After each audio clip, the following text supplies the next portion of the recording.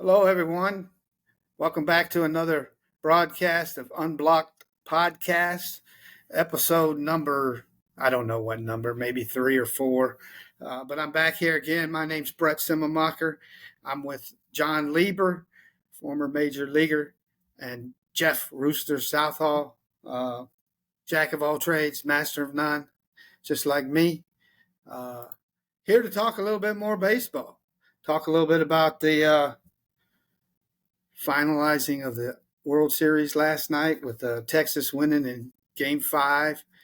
Thought it was a pretty well played game throughout the course of the evening.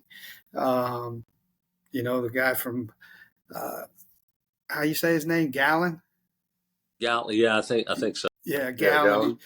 Six innings of no hit baseball. But how many times have we played in games where, you're cruising along? All three of us pitched. You're cruising along, and then something happens. I think we're going to talk about this a little bit later. Rooster, start thinking about your analytics a little bit. They make the shift on Seager, and he hits one off the end of the bat, and what happens? It starts a big inning for him, and not a big inning, but at least what's his name? Evaldi pitched well too throughout the night. But he was in a lot more jams than Gallen was, but he was able to get himself out of it like Houdini.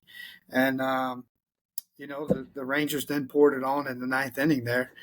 But we talked about it a little bit before going on air about the small ball they played. And Jon, I'm going to let you speak of that a little bit about the manager and his mentality and your thoughts on that. Go ahead. I think, like you said, I think it was a great series. I think obviously the Rangers had the edge. I haven't really seen them play all year, but I think this is the most baseball I've watched in a while. This series, and their bullpen was very solid. And I think it goes back to like you said, Chris Young bringing in Bochy and what he brings to a team. I think we talked earlier about the teams he's taken to the World Series. He's one of maybe himself and maybe one or two other managers have ever taken 3 different teams in the history of baseball. So that's just impressive, and the mindset he has for those guys being prepared. I think what caught me at the end of the game last night, they were talking about it when they were bringing him in, was fellas, he told them from the get-go, he goes, I didn't come here to lose, I came here to win. And that's the mindset that you got to have for a team that lost 92, 94 games last year, 102 2 years ago. To do what he did, that's just incredible. So, phenomenal.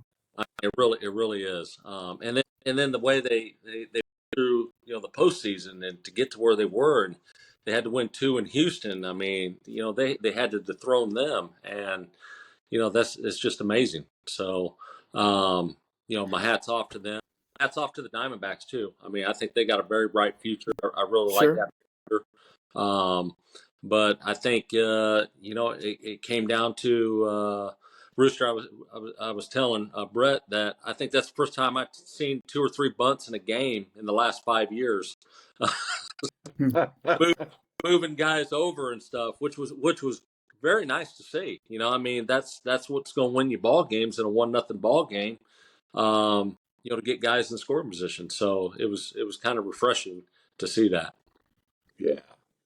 I think if you break it down, Texas was better. They were better than Arizona. Arizona's very good. They got 4 guys, 23 or younger. They're going to be around for a while. 3 quality starters.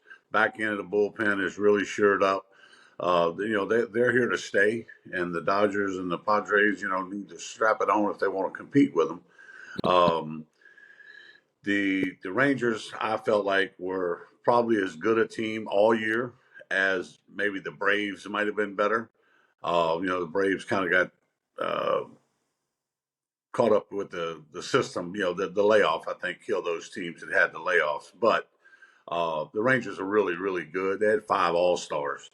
And let's be honest, Corey Seager is one of the best players in the game. And if you're playing at the YMCA, I'd pick that guy. You know, Would he be he your can, first pick, Rooster? well, yeah, well, I may go for Acuna first, but because Seager would probably be right there second. If you hit it over there at short, you're just out. Period. Made an unreal double play the other night. To flip behind his back, and he just is a really really good big leaguer. There's big leaguers and there's all stars, and then he certainly is that. And I'm sure the Dodgers are kind of kicking themselves letting him go, and Trey Turner and Alvarez, who was at the Astros.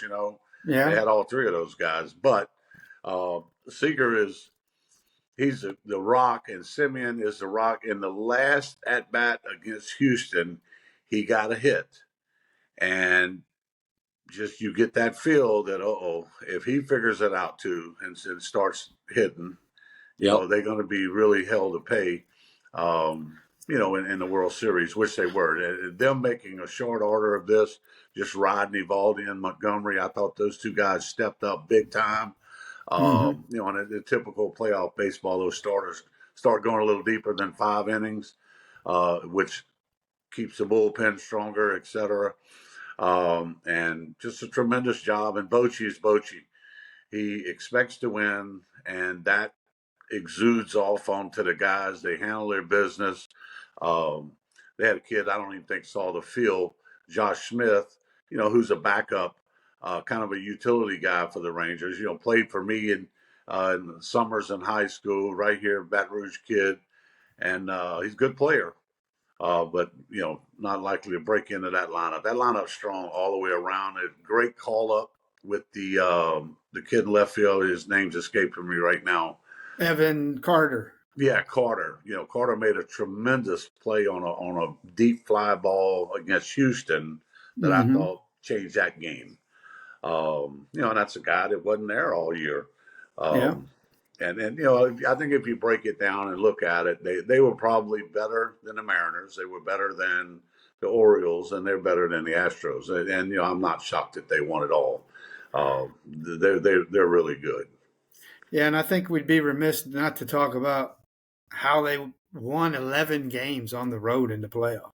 Yeah, that's insane. Yeah. We all know how hard it is to win on the road. When you're playing those series throughout the course of the year, John, you know better than we do. I mean, I never played this type of schedule. I played a 75 game schedule when I was in the minor leagues, but you try to split on the road and take care of business at home. Mm-hmm. And they just were phenomenal on the road. Would you guys agree with that? Oh, absolutely. Yeah. I mean, that's like you said. That's just tough to do. I mean, that's what happened this postseason with them doing that. I mean, you rarely ever see that. So what's really cool is, and I think my math is right. I think in the last 20 years we've had 20 different teams in the World Series, so there is parity, and it's working. Yeah. It ain't just the big market teams. Everybody can do it.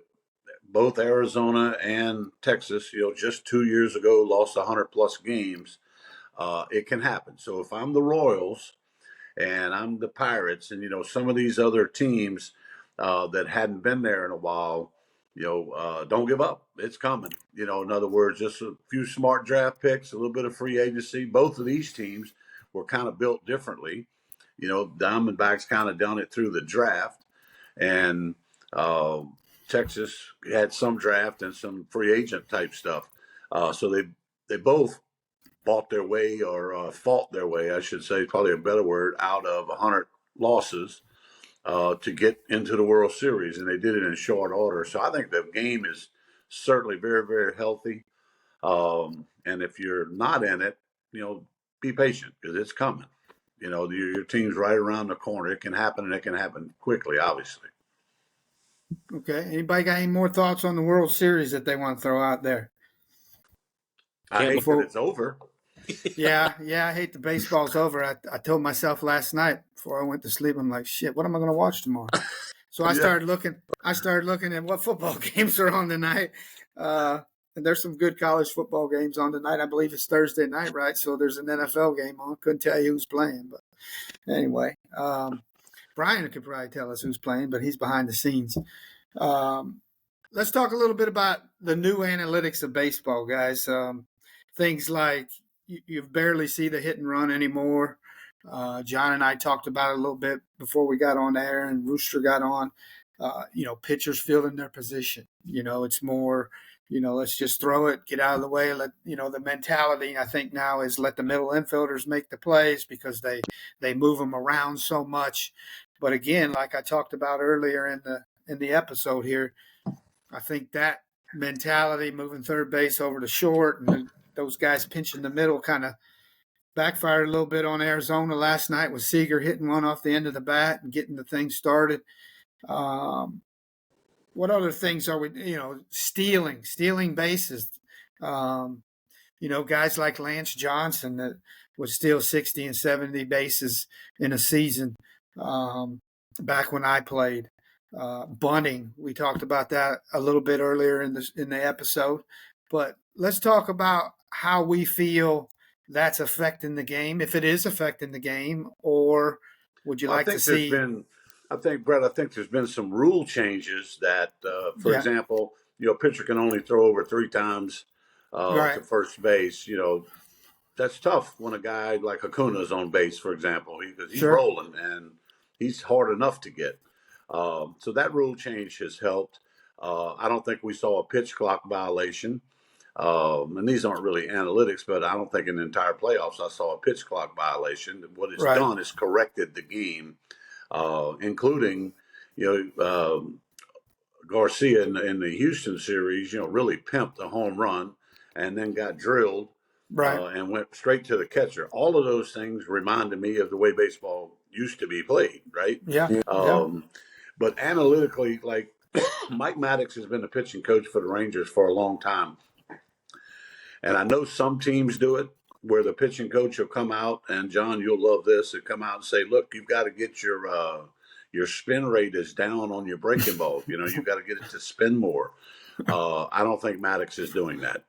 I think he's coming out, and he's probably talking a little bit of, real baseball that, hey, if you like plate, work ahead. Work ahead. And, if you'd like to see the mound again, I recommend you start throwing strikes now. We got another guy in the minor leagues, whatever it takes to motivate a guy. But also baseball and mechanical stuff. But I do know that some teams are really into the spin rates and that kind of stuff. And I think in due time you can help. In other words, like, analytically, they love to tell us that Corey Seager hit an absolute bullet the other night. It left at 114 miles an hour. Well, that's terrific. That's something that anybody can measure that has the gun, right? What I want to know is how do I get them to hit it 114 every time? Because chances are they're going to go in a hole, right? It's going to be hard to catch balls going that fast. So I don't think that analytics is the answer. I think there are plenty parts of the analytics that can help. I think a kid like Spencer Strider really took it to heart, spin rates and some other things, and turned himself into one of the top pitchers in the big leagues by fully comprehending and understanding if I can make this pitch do this. And it is, like I've always explained to young pitchers, here's a curveball, here's a grip. Be careful of your thumb because it kind of works as a restrictor plate, right? And letting the ball out. Mm-hmm. And essentially, I'll tell them just like this. See, the ball has to go like this. And if you can get this kind of revolution on it, and the faster you can make that happen, physically what's happening is the ball and the laces are removing the air from underneath the ball, putting it on the top because of the way it's spinning. And it's vice versa on a fastball. When you get behind a fastball, it's putting the air on the bottom. So if a kid understands that and the concept, then every guy has his own arm slot and his own arm speed, all these things. He's got to go figure that out for himself. And he's got to work at it. And I think all the measurable analytics are terrific to have. And a lot of what I think some people are calling analytics, to me, are just statistics about shifts and how to play a guy. Well, that's just smart baseball. You know what I mean? That's more statistics to me. Like this guy's prone to pull it. And I guess there is a strategy. We ain't gonna let him pull it. He likes to pull. Let's make him go the other way. Well, But pitchers don't have that kind of command anymore. They just want to throw hard. I say it all the time. When a guy hits a homer, like we saw in these playoffs, and the Rangers hit their share, right? They hit pitches that were mistakes, but those mistakes are pitches that could be hit for a homer. You're not going to hit the slider low and away for a homer. If you do, that's just pure luck. Well, Uh, they'll do what Seager did. He'll hit a cue shot off the end of the bat right. down towards third base. I remember it happened to me, and I didn't mean to interrupt you, Rooster, but no, go ahead. when you were talking about that, it reminded me of a situation in Philly facing Chipper Jones, and I always felt like with the shift, this is what I hated about the shift was they were playing the odds of the batter more than what was the pitcher going to do against this hitter. I mean, for me to get Chipper out, you got to pound him in, and you're going to try and get him out of the way, with the sinker or whatever. Well, obviously, they play him to pull, and what does he do? He hits a little dribbler down the third base line where our third baseman's all the way over in the shortstop range, and it's like, and I was the worst of the bad luck on those damn shifts because it seemed like it always started a big inning. It was either that could have been the third out, and it's just I never understood that. And it's just and John, like for me, I don't care how long we've been playing baseball. If there's wooden bats, as a pitcher, I want to throw it the skinny part of that bat, not the fat. And I'll tell teams, high school, college, if we're going to throw 100 pitches today, let's throw 75 fastballs in. Any hitter that gets to extend his hands is going to do damage if he can get the barrel to it. And if I got to hit, if it's 94, 95 away from me, for me to hit the inside pitch, I add velocity because I've got to hit it sooner, if that makes any sense. If I got to catch it out front, well, maybe that's 98. Well, no, nobody wants to do that. That's a very difficult adjustment. Just where they're actually trying to make contact. And I'm a big fan of pitching in, and of course, guys don't like it now. If you hit them, they will get upset. Well, yeah, and you can't really. I mean, that's the thing is I think the opposing team. You've seen it. You guys have seen it. A ball's coming up and in, and it's they jump out of the way or dodging it like it almost hit them, or whatever. And they take it personal, and it's like they lose that aspect of the game. And hey, we got to keep you honest. Right. From taking the outer half of the plate, and that's the problem with these young pitchers. Like you said, they're afraid to hit somebody. They don't want to hit somebody. Well, if I'm a hitter, I think we talked about this, man. I'm looking away, middle away, the bat, and that's all. That's all I'm aiming for. I saw a junior college. I did a tournament this fall, and I saw a junior college kid, a big lefty who can really pitch. He's 94, 95, and he sat there for 2 innings. That's all they were throwing, and just glove side fastball, just stabbing that thing right up under right-handed hitters' hands. And I mean, they were just handcuffed. There's nothing you can do about it. And then he would pop one away, and it's over. You know what I mean? But just to take that glove, when a guy has that glove side command, the other stuff's going to run for you good. But if you can put it where you want, and pitch guys inside, just going to be a long night for hitters. And it's not a lost art. I think a lot of guys work at it, but somehow or another, we've shifted from it's better to throw harder than it is to have that command. And I don't necessarily agree with that because no, you're absolutely right because we were talking earlier about these pull down things that they're doing.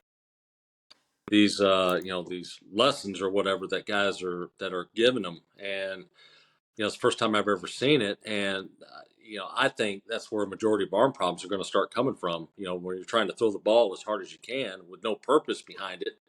I mean, hell, anybody can do that from center field or whatever. But if you're not prepared for it, shoulder, or if you haven't loosened up, I guess basically, Yeah. uh, you're gonna hurt yourself. And Well, I mean, we always tried to bear down on the guy who's a max effort guy yeah, because he's going to break down physically at some point. Something's Yep. going to rip, tear. It's just got to give because of the maximum effort on every pitch. And yeah, I'm gonna go out on a limb and say all 30 teams in Major League Baseball combined probably have $2 billion with a B on the DL at all times. Um, and as a business, most businesses would go bankrupt. But like it's just crazy to me. We're kind of being counterproductive. We're asking guys to go max effort, and injuries are just right around the corner. It's going to happen. Like when, for example, when the Astros opened Minute Maid Park, they got a berm in center field. Right, it goes Yeah. uphill after if you're playing out there at a normal outfield depth and you're running, looking over your shoulder, trying to catch a fly ball up a berm, and the flagpole was in the middle of the berm. Yeah. And I'm thinking, as an owner, I'm not paying a guy $20 million and risking that he runs up a hill into a flagpole, then goes on the DL, and I get to continue paying. Yeah. While he's watching the games like me. I don't want that. They eventually took the flagpole out of the field. I guess it was somebody's idea, when they built it, that this would be really neat and unique. Well, it's kind of crazy to me. And I think another thing I'd like to bring up is how it affects the managers, especially the older school managers like a Boshi and some of those guys that are still managing in the big leagues with all this analytics. They want them to use the analytics, but they know they've been around the game long enough. I played for Eddie Stanky. My gosh, he could watch a team take batting practice, and he had a white towel in the dugout, and he'd whistle, and he'd move a guy down the right field line, and you'd be like, what the heck is he doing?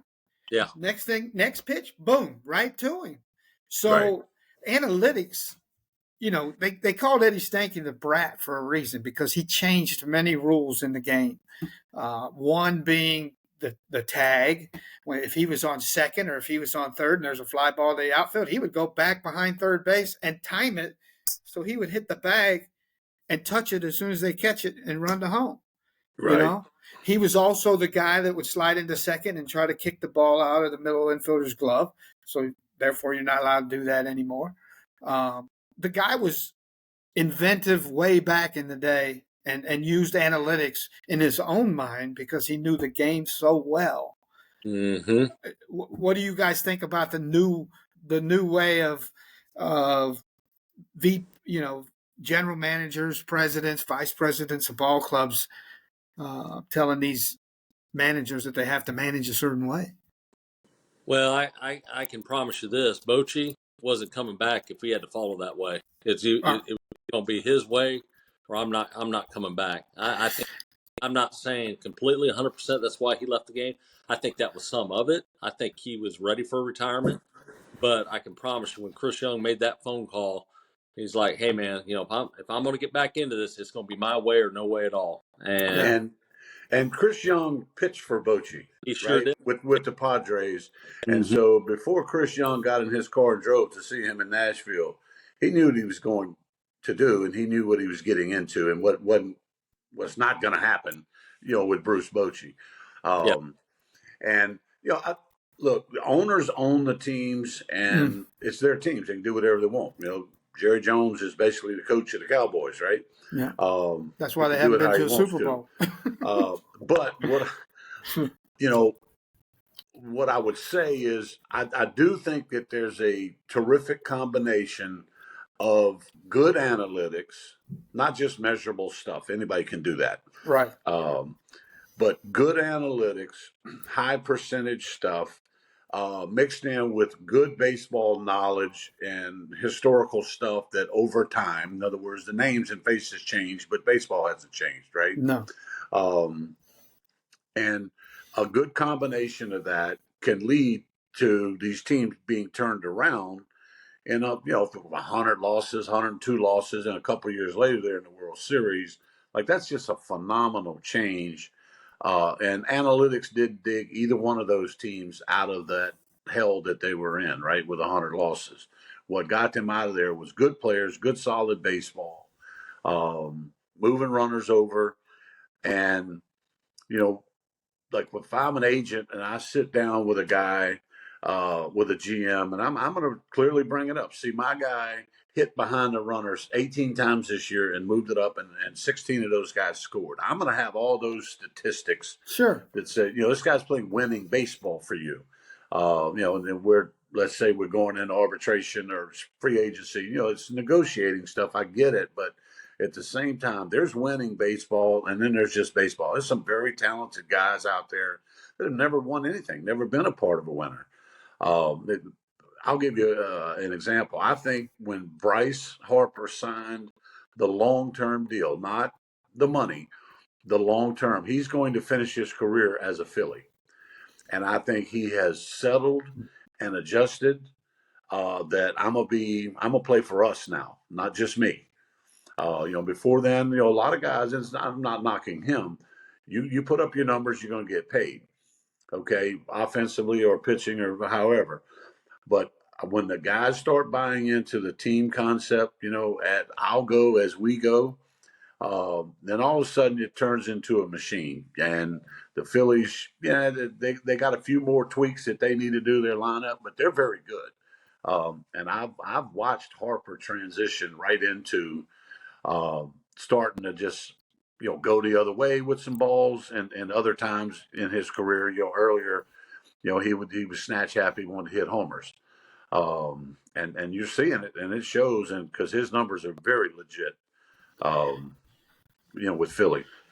Hey, Jon and Rooster, I've talked about Coach Stanky and how well I thought I was prepared once I left the University of South Alabama and went to West Florida. Learned a lot of things from Jim Spooner over there as well. But how prepared, Jon, did you feel after coming out of South Alabama, playing for Steve Kittrell and Ronnie Powell and Ron Pelletier? I'm sure that you paid attention to was Pelletier there when you were there? Oh, or no? Yeah, he was. And Rooster, on your end, you and I both played for Spooner and you played for Bertman. How prepared did you guys feel once you moved on to the bigger pastures that you've done, like with scouting even, Rooster? Yeah, like it's funny. I will sit in the stands and I'll immediately say something out loud, that's happening in the game. But it's always about how to win the game. Like Corbin, the right fielder there Corbin Carroll the other night, watching a game with some buddies. And I mean, he's like right here releasing the ball from the outfield. And I just hollered, hit the cutoff, man. It just came out automatically. Of course, he air mails it. And, the runner goes all the way to second. Next guy drives him in. And I remember that play. Yeah, there's the ball game, right? And like for me, I will tell guys, you're going to hit the cutoff man 100% of the time. When I don't want you to hit him, I promise you, I'm coming out of the dugout and I'm going to holler, hey, outfielders, skip the cutoff man, throw him out. And that's going to be late in the game when it's on the line and we don't have, we can't. Other than that, hit the cutoff man. If I can keep you guys, my pitchers, in a situation, where you can get the double play, that's your insurance, life insurance as a pitcher. And it's so hard to move each of the 90-foot bases. And when you do something silly like miss a cutoff man and let a guy get an extra 90 feet, the pressure begins to mount, whether guys realize it or not. Like the guy is not likely to score from first base on the next double, unless he can really, really roll. But if you let him get to second, it's automatic. They ain't going to throw. You know what I mean? So it's the little bitty things to me, and that's fundamental baseball. And I was in Texas for the World Series, but I didn't go to the games. But I did go earlier in August and watch the Rangers, and they just play fundamental baseball. They catch it, they throw it. When they turn a double play, it's right here. Simeon and Seager have worked enough. They put it right on my right part of my chest so I can get rid of it quick. And just rock solid stuff. That's simple that you're teaching. That we learned from some of the best. Yeah, right. We all had the opportunity to learn in college. good college And coaches. And not then, everybody can play at that level. I get it, but there's a lot of great high school coaches out there as well. A lot of yes, great junior college coaches. John, how did it help your career? Oh, Did you feel prepared right out of South Alabama? absolutely. I mean, I've said it once, I've said it 1,000 times.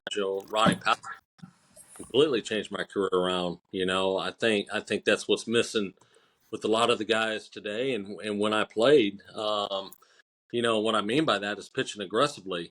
Pitching to contact, and you don't see enough of it. And trusting yourself and believing in yourself. I didn't have it when I first got here, and when you figure that out, and you know, uh, I think it makes things so much easier when you're on the mound. You're going to make a mistake here and there, but trust yourself, trust on where you're trying to throw the ball. It's like I told Joe Girardi, the catcher, he sets up there with his mitt, and I think a lot of pitchers they overanalyze it and they try to just hit that.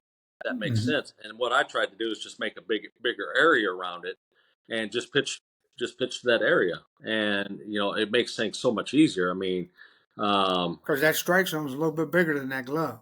exactly. And obviously the strike zone has shrunk some, but Mm-hmm.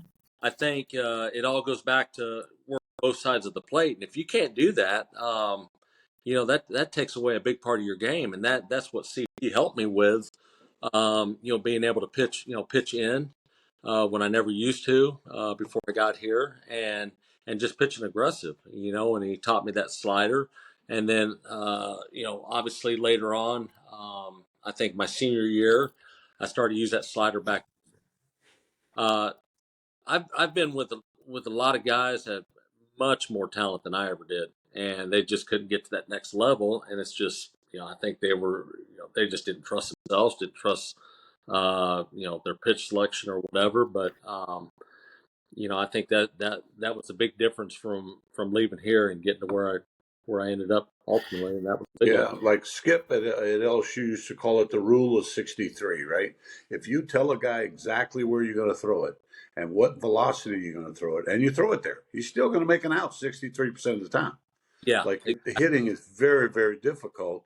And as pitchers, we've all guilty of it. We give them way too much credit. We Way too try to much get credit. fine, and I'm kind of when in doubt, throw a fastball down the middle. It ain't going to stay there, but you try to your best to throw it down the middle, and let him hit it, and trust the defense. They'll get it done.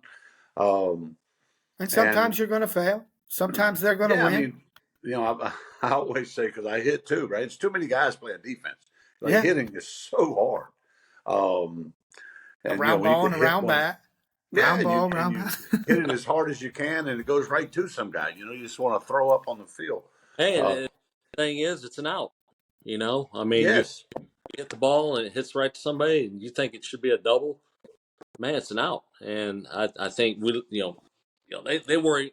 Kids nowadays they worry about the contact coming off the bat. Oh my God, he smoked the hell out of that one, or the booty hole starts getting tight, and it's like, oh geez, I got to make better pitches. And right. but Yeah, how many times you seen a guy hit a foul ball home run in your life and then strike out?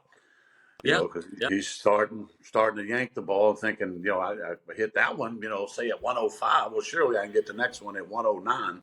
Yeah. Um, Well, do you think a lot of that comes from all the GoPros that are attached to the screens behind the uh, fence? you know, if you go to these showcases and some of these camps, um, the parent, because I'm a parent too.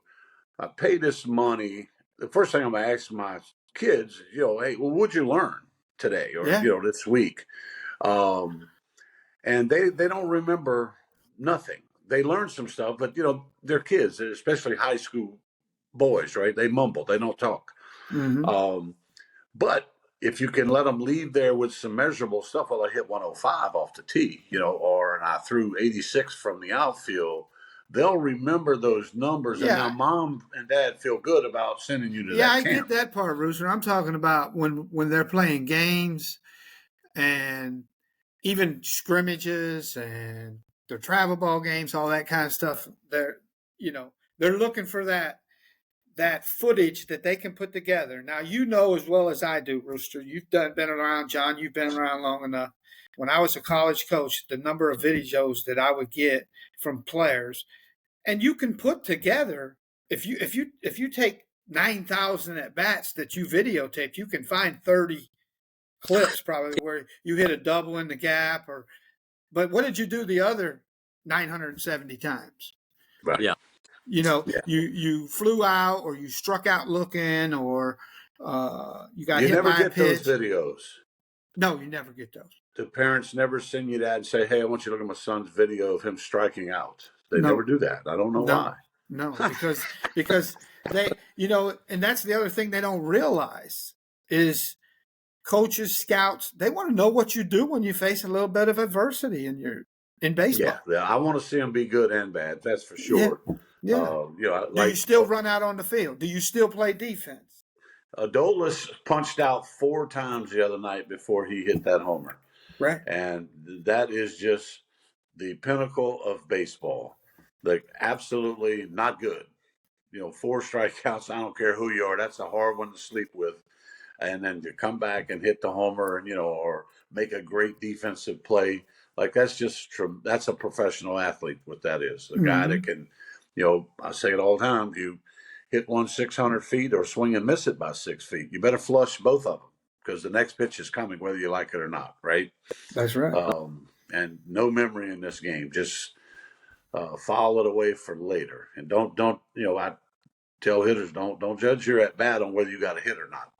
Did you swing at the right pitches and put a good swing on the right pitches? Whether it fell or not, man, it's baseball. You can't really control that part. Yeah. John, what are your thoughts on that?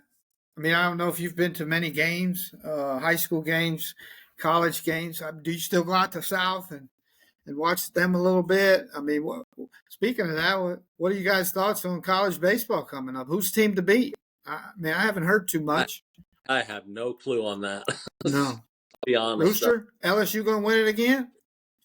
That it's hard to win it again, but I'll tell you they're very good. Yeah. Well, it ain't hard to get the best players when you're winning like they win, right? Yeah, there's 7 national championships, and that stadium and that crowd makes it's a great place to play. Kids want to play here. I'd look for the Gators to be back.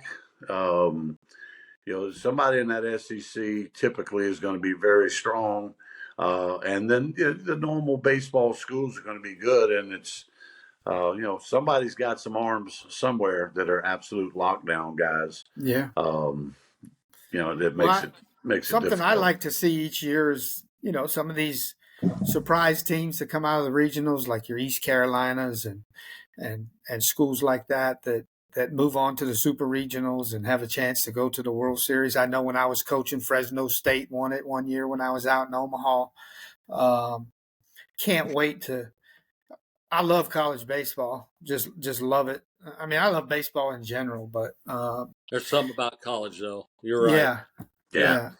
And believe it or not, it really gets cranking here in about 90 days. Yeah. I mean, the clinic's right around the corner in January coming up, which is already November, and I'm excited about it.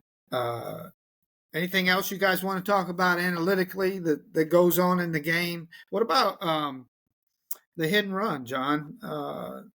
When you were a pitcher, I know when I was a pitcher and you knew somebody could handle the bat, and you had a guy on base that could run a little bit, that used to put a little bit into your mind as to how you pitch somebody. And that's the one thing that I hate about, you can only throw over so many times, because it takes away the and I get they're trying to speed up the game, whatever, but that's been around for over 100 years, and it's a cat and mouse game, and it puts pressure on you. I hate, and I was a guy that was around the zone, so they have a guy that comes up to the plate that can handle the bat pretty well, and it's going to put the ball. I was going to get that majority of the time with runners in position, so. You definitely had to, bear down on your pitches and make sure you make a good pitch and try not to rush it and all these. So, I feel like they've gotten away from that a little bit. I don't think they do enough of it, but there's so many years, and uh, I don't know if it's been good or bad, basically.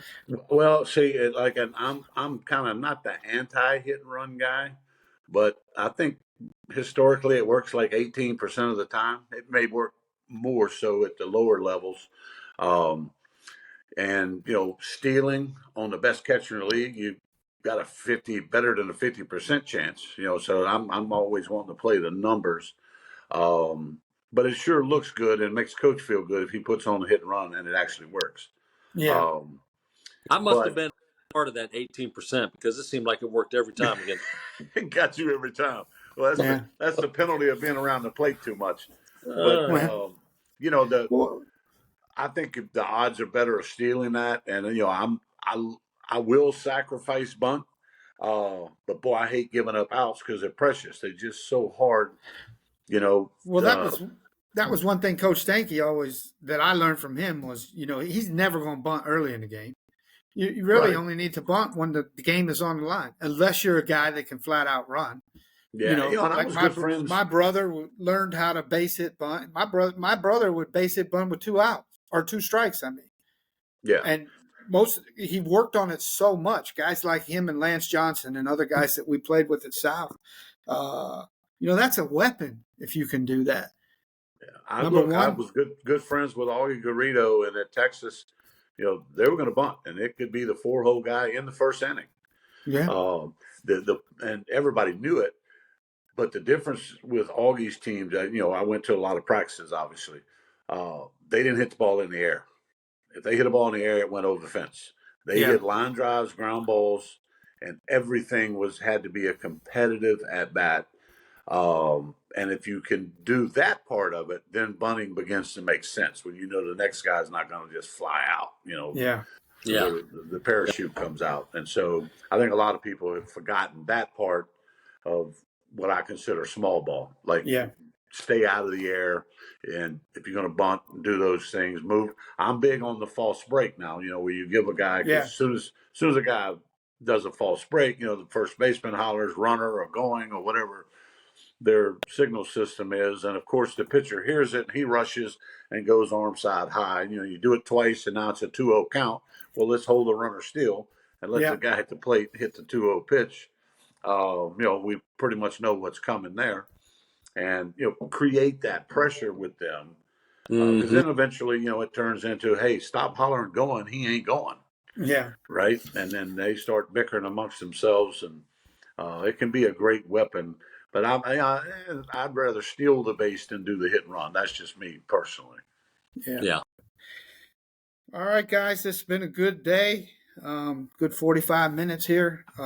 Let's save some for next week and bring back some more gems for some of our listeners. And I look forward to doing this each week with you two. And I don't know, maybe we can get somebody, one of your guys' big time friends, baseball guys, on here. Maybe you can call Bochy, John, and get him on here with us. He don't have anything to do. He's probably not very busy right now. No, not at all. But anyway, no, we'll, maybe we can look at some of that down the road here. Maybe bring on some people to give us some more insight and give these listeners some more insight on the game.